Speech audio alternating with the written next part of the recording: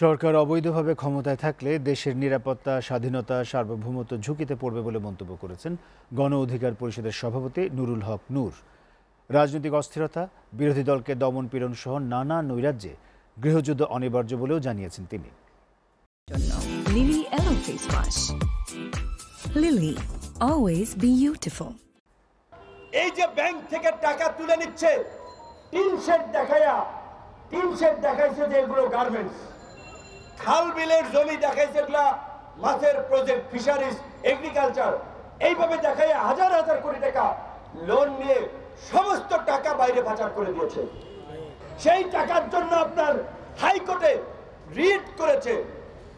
High court সেই রিটের তদন্তের নির্দেশ দিয়েছিল, কিন্তু আমাদের অ্যাপিল ডিভিশন সেই তদন্ত পর্যন্ত আর যায় নাই।